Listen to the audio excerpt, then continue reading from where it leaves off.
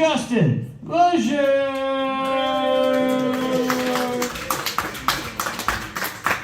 Hey, y'all keep it going for your host, the Crypt Keeper. So, yeah, man, let's show some love for all the performers here tonight. This is fucking awesome. This is great. We were able to put this together, dude. Looking forward to these shows going forward, man. Being a performer is interesting because every now and then an audience member will say something to you where you're like, I don't know. You know, like this one time before a show, this audience member came up to me. She's like, you guys are so brave. I could never go up there and do what you do. And then like clockwork, as soon as we're up here, boo! You suck! Your dreams are shit! And I gotta be like, Mom, chill, you know? Like,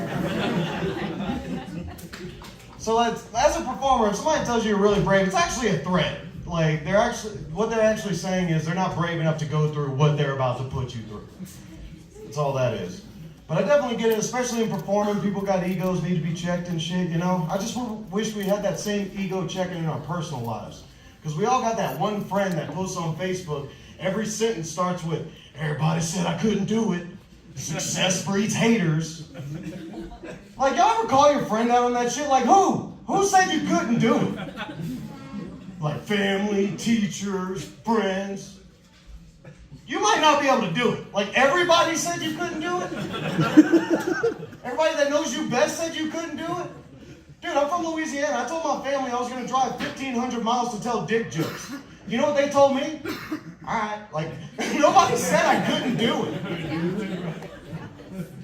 But, like, goddamn, dog. Like, I get it, though. Like, some people's dreams are unrealistic, you know? Not everybody's meant to be an astronaut. Some people are meant to work at Walmart.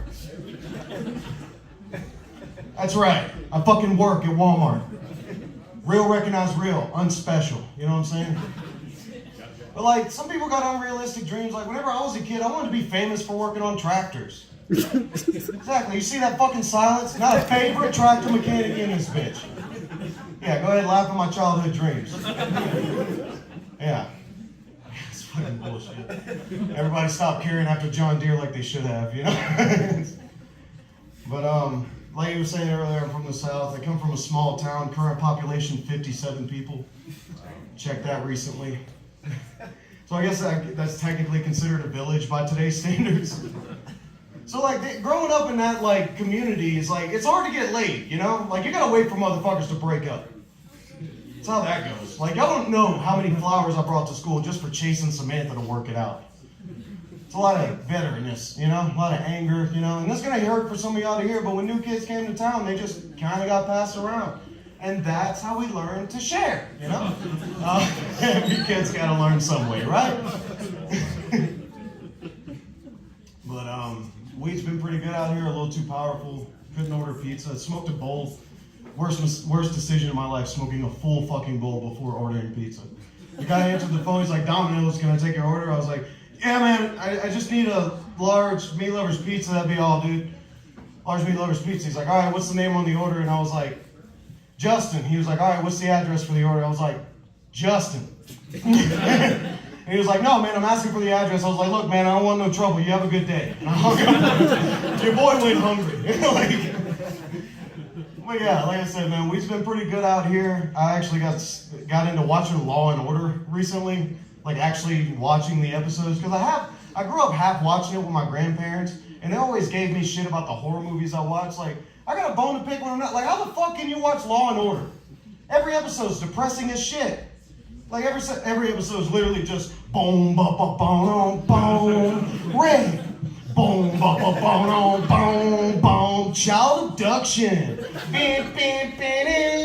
Dick Wolf. Like, what the fuck, Richard? You know?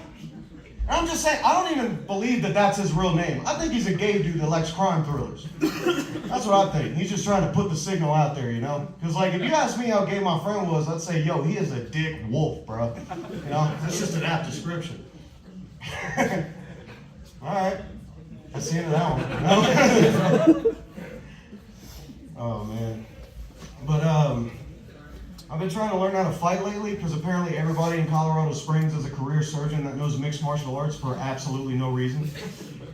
Like, you never know who you're talking shit to at the bar. Like, I could literally get knocked out in a parking lot, wake up in a hospital bed, the same dude standing there. He got his little scrubs and clipboard, like, what the fuck I told you, bitch? Your insurance does not cover this. Like, damn, got me twice, you know? So you gotta know how to defend yourself out here. It's important. So I hit up this gay buddy of mine. He's real proficient at mixed martial arts. And some of y'all laughing, but I hit up a gay dude for a reason. Because if you want to learn how to manhandle somebody, you go to the pros. Not the laugh it deserved, but I'm not cutting any corners, all right? So we throw on the gear one day, we're in the gym, he's like, all right, man, we're gonna hit the mat, we're gonna spar. I was like, fuck yeah, we're gonna spar, it's gonna be some Bruce Lee shit, awesome. And the first thing he did was lay on his back and say, mount me. Right, like I don't know a fucking trap when I see one, you know? And I know I said he's homosexual, right? But that's like gay as shit, you know? So like, yeah, we fucked. But I don't know if y'all ever heard a gay dude talking about being a top or a bottom. That day I learned to be a countertop. You know what I'm saying? Yeah, I made him a sandwich and everything. Frank's the best. And for the 25% of the room that wasn't laughing at that joke, if you're uncomfortable with gay material, it's fine. It's over. We're moving on. We're gonna lighten it up with a trans joke. So as a cis white male, I think I'm on board with the trans community, because if you ask me, I think it's about time women paid for dick. You know what I'm saying? Yeah, that's what I'm talking about. I'm not trying to bother these poor trans people, it's just forever dick has been a part of the package. I got problems with it. Some of y'all history buffs, y'all know. And so like, gotcha. So I'm not trying to bother these poor trans people. I just want to be like, man to man, how much for that dick? You know? I just want to see a receipt. What's the price of dick? How much does it cost?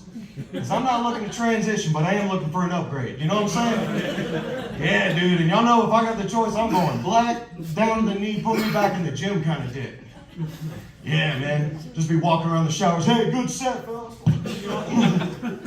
Like, fuck you, Lasia. You just been walking around the shower naked for 20 minutes, you know? You guys are not being supportive right now. I'm up here living my truth. I really believe in my bones I was born with the wrong dick. And you guys are not being supportive right now. Just saying, could help out my dating profile a little bit. Just send dick pics till we meet. You know, that magical night comes along. Hey, are you Chocolate Dream 28? One and only. Chocolate Dream all the way, man. But yeah, a black dude heard me doing that joke one time. Whenever I said I was getting a black dick, I heard it all the way from the back. He was like, yeah. Because he knows if you got a choice, you go top shelf. You know? All right, I'll go ahead and leave you guys on this one. Like I said, I'm from the South. My main problem with the South, a little racist, you know, a little bit, just a little bit. We might have lost a certain specific war, but like, you know. So like, my main problem with racism, I look the part, right? Yeah, I look like I should own a bar called the Bearded Cracker. It's a problem. Yeah, I look like an AI-generated Trump supporter. This is what I go through life with, all right? You don't choose this look, you get this look. And I know I'm safe out here in Colorado because the most racist shit I've seen out here is somebody say black too loud in the crowded area and everybody freak the fuck out. You know? And I know because I said it, like, you know, it's like, that's still the color of a crayon. We can chill, you know? Like, they don't mind that. Like, but yeah, like back home, dude, looking how I look, I could just be sitting at a bar drinking a beer, minding my own business, and some hick could walk in, sees me, wants to saddle up and talk all about how he feels about those people. And I gotta look this dude right in his face like, hey, officer. You know? That's been my time. Y'all give it up for your host, Matt Gabriel, everybody.